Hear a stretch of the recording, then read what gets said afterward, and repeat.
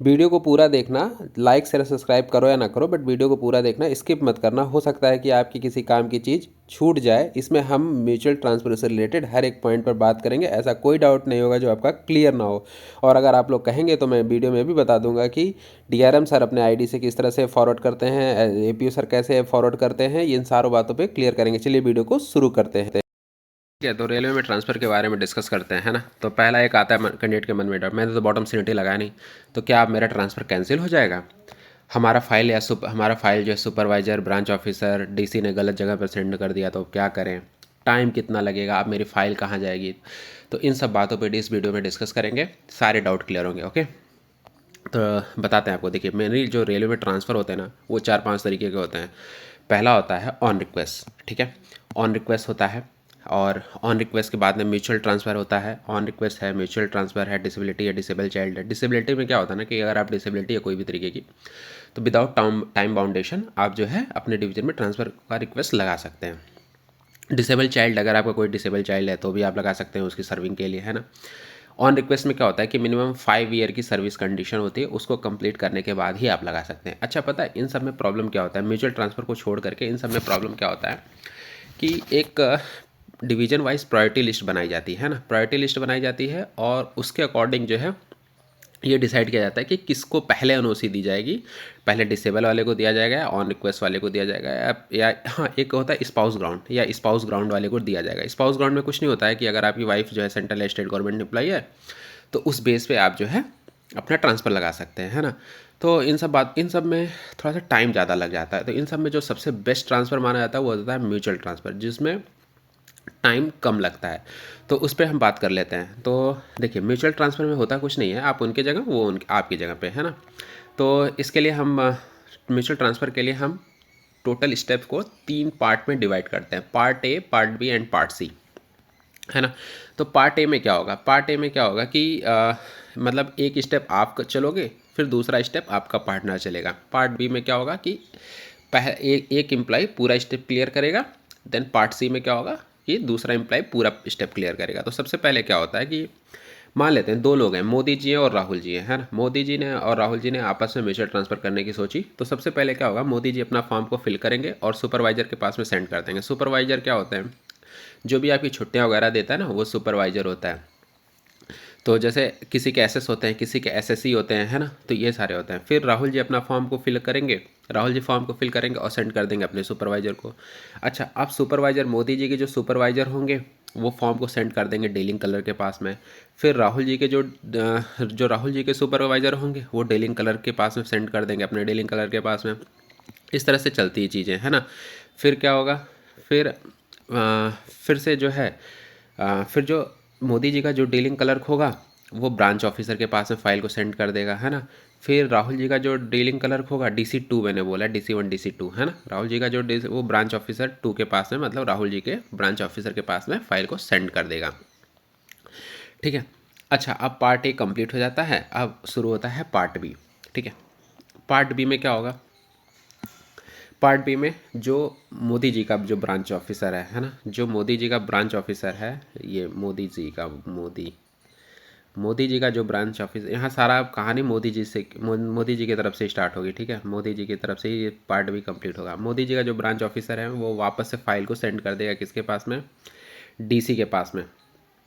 DC वही वाला DC होगा जिसने ब्रांच ऑफिसर के पास में पहले फाइल को सेंड किया था। और कई डिवीज़न में क्या होता है कि अलग से ट्रांसफ़र सेल बनाए होते हैं, तो वो वहाँ पे वो वाले डीसी के पास में सेंड कर देते हैं, ठीक है। ब्रांच ऑफिसर ने डीसी के पास में कर दिया। अब डीसी क्या करेगा, यहाँ पे महत्वपूर्ण काम करता है। डीसी जो है मोदी जी की service seat, leave seat, D R and vigilance लेता है। अगर हेडक्वार्टर कंट्रोल पोस्ट है तो हेडक्वार्टर से, डिविजनल कंट्रोल पोस्ट होती है तो डिवीज़न से, वहाँ से वो डीआर एंड विजिलेंस लेते हैं, ठीक है। कि इन्होंने कोई, मान लीजिए कोई अनुशासनहीनता का काम तो नहीं किया है ना, या इनके खिलाफ़ कोई भ्रष्टाचार का आरोप तो नहीं है। इन सब चीज़ों को लेकर के एक डीआर विजिलेंस रिपोर्ट होती है, वो वहाँ से लेकर के इन सब चीज़ों का एक पीडीएफ बना करके ये अपलोड कर देते हैं। अपलोड करके वीए जो है फिर ये भेज देते हैं किसके पास में, वीए के पास में। वीए के पास में भेज देते हैं। वीए कौन होते हैं, वेरीफाइंग अथॉरिटी, चीफ ओएस जो है इनकी डेजिग्नेशन होती है, ठीक है, वीए के पास में भेजेंगे, फिर वीए भेज देते हैं एए के पास में। एए कौन होते हैं? Accepting authority. Accepting authority generally APO होते हैं। ठीक है, जनरली एपीओ होते हैं। और एपीओ सर के पास में जब फाइल जाएगी, एपीओ सर क्या भेज एपीओ सर फाइल को भेज देंगे सीनियर डीपीओ के पास में। सीनियर डीपीओ सर फॉर्म को भेज देंगे किसके पास में? डीआरएम या सीडब्ल्यूएम, चीफ वर्कशॉप मैनेजर, जो भी उनका कॉम्पिटेंट अथॉरिटी होता है ना, उनके पास में भेज देगा। फिर डीआरएम सर वापस से फाइल को भेज देंगे एए के पास में, मतलब एपीओ सर के पास में भेज देंगे। अब एपीओ सर क्या करेंगे? फाइल को सेकेंड यूनिट के ब्रांच ऑफिसर के पास में सेंड कर देंगे, और यहाँ से पार्ट बी कंप्लीट हो जाता है। अब चलते हैं पार्ट सी की तरफ पे। ठीक है, पार्ट सी में होता है सेम पार्ट बी वाला प्रोसेस होगा। पार्ट बी में क्या होगा कि जो सेकंड ब्रांच ऑफिसर होगा, वो फाइल को सेंड कर देगा डीसी टू, मतलब राहुल जी के डीसी के पास में सेंड कर देगा, है ना। फिर डीसी टू क्या करेगा? राहुल जी का service seat, leave seat, DR vigilance, bottom seniority, इन सब का एक पीडीएफ बनाएगा प्रॉपर, और पीडीएफ बना करके भेज देगा अपने वीए के पास में। वेरीफाई कर लीजिए सर कोई गलती तो नहीं है। फिर इनका वीए जो है वापस से ए के पास में भेज देगा, एपीओ सर के पास में। ए सर क्या करेंगे? एपीओ सर डीपीओ सर के पास भेज देंगे, और डीपीओ सर क्या करेंगे? डीआरएम के पास में भेज देंगे।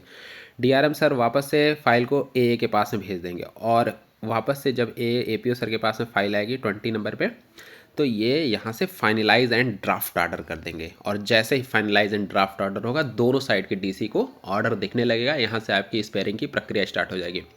अच्छा, रेलवे में म्यूचुअल ट्रांसफ़र ऐसा बना रखे हैं ना, जैसे हम आतंकवादियों का हस्तांतरण कर रहे हो, एक आतंकवादी लो और दूसरा दो, है ना।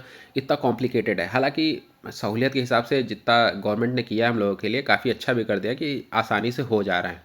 बस हमें अपने फ़ाइल की मॉनिटरिंग करते रहना है, और कैसे कैसे कहाँ जा रही फ़ाइल, इन सब चीज़ों को पे ध्यान देते रहना है।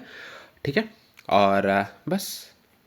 अच्छा, और म्यूचुअल ट्रांसफ़र अप्लाई कैसे करते हैं? अगर आपने वो वीडियो नहीं देखी है तो जा कर के देख लीजिएगा, मैं दूसरा वीडियो आपको भेज देता हूँ।